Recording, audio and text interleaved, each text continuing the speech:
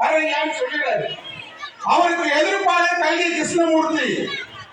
ஆனா ஐயா அவர்கள் திருமணம் முடிந்து அவங்களாம் வீட்டுக்கு கிளம்புற நேரத்தில் மண்டபத்துக்கு போறாரு. 3 மணிக்கு போறாரு.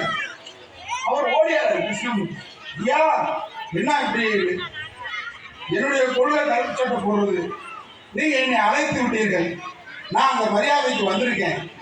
ஆனால் நான் மற்றவங்களுக்கு தொந்தரவா இருக்க விரும்பல. உடனே திருநீர் கட்ட கொடுக்குறாங்க. பெரியார பேசலாம் பாருங்க, யோசித்து பாருங்க, எவ்வளவு பெரிய உயர்ந்த பண்பாளர் இருக்கிறார் பெரியார். திருநீர் கட்ட கொடுத்தோடனே அவர் வாங்கி அந்த மணமக்களுக்கு பூசி விடுறார். கடவுள் என்று இறுதி மூச்சு வரை பேசிய பெரியார் திருநீர் எடுத்து பூசி விடுறார். அத கல்கி நிருபர்கள் போட்டோகிராபர் எடுக்கிறான். கல்கி எவ்வளவு பெரிய பண்பாளர் இருக்காரு பாருங்க. அப்படிப்பட்ட நாடுதான் நம்ம நாடு. இந்த போட்டோ பிடிக்கிறாங்க, வெளியிடக்கூடாது. ஐயா எவ்வளவு பெரிய பண்பாளர் சொல்லி கல்கி மதிக்கிறார். ராஜாஜி ஐயாவுக்கு நேரான எதிர்கொள்கை குலக்கல்வி திட்டம் கொண்டு வராரு. அப்ப தொழில மழை பார்க்கணும் அப்படின்னு குலக்கல்வி திட்டம் கொண்டு வராரு.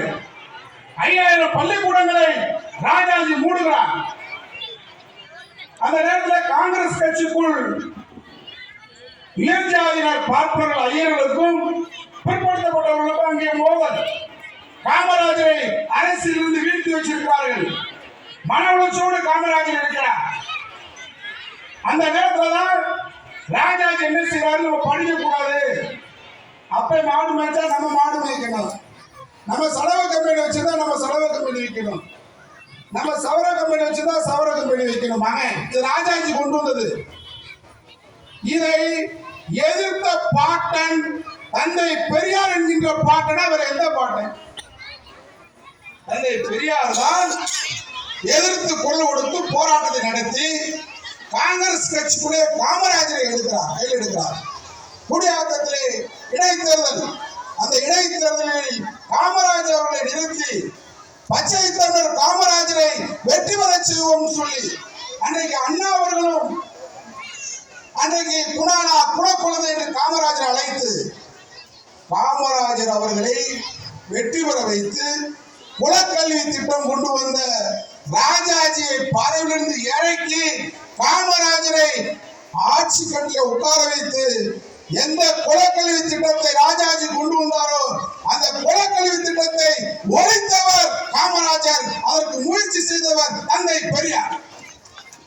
5000 பள்ளிக்கூடங்களை ராஜாஜி மூடினார், நம்ம படிக்க கூடாதுன்னு சொல்லி. காமராஜர் கேட்டார் பெரியாரை பார்த்து, நான் என்ன செய்யணும், முதல்ல நான் என்ன பண்ணணும்னு கேட்கிறாரு காமராஜர். ராஜாஜி மூடின 5000 பள்ளிக்கூடங்களை திறக்கணும். அது மட்டுமா திறக்க போறேன், 15000 பள்ளிக்கூடங்களை திறப்பேன் என்று 5000 பள்ளிக்கூடங்களை மூடினார் ராஜாஜி. பெரியார் முயற்சியால் காமராஜர் 15000 பள்ளிக்கூடங்களை திறந்தார். இன்றைக்கு உலகம் உள்ளவரை பெரியாரும் வள்ளுவருடைய புகழும் இருக்கும். அது மட்டுமல்ல,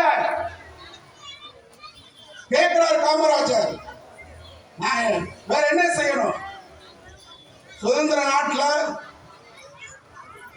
நம்முடைய தாழ்த்தப்பட்ட சகோதரர்கள் இந்து சமய அறநிலையத்துறை அமைச்சராக வர முடியவில்லை, என்ன செய்ய? ஒரு இந்து சமய அறநிலையத்துறை அமைச்சராக ஒரு தாழ்த்தப்பட்ட சகோதரி தெய்வீங்கள் என்று பெரியார் சொல்லுகிறார். முதலாக பரமேஸ்வரன் என்கின்றவரை காமராஜருடைய அமைச்சரவையில் இந்து சமய அறநிலையத்துறை அமைச்சராக்கி பெருமை சேர்த்தவர் பெரியார். பெரியாருடைய பண்பு நிறைந்த தலைவர். அதனால அவர் ஒரே வார்த்தை சொல்லிட்டார், மானமும் அறிவும் மனிதனுக்கு அழகு. ஒரு மனுஷனா வாழணும்னா ஒன்னும் மானமும் அறிவு இருக்கணும். அது இருந்தாலே போதும்தான் பெரியாருடைய கருத்து.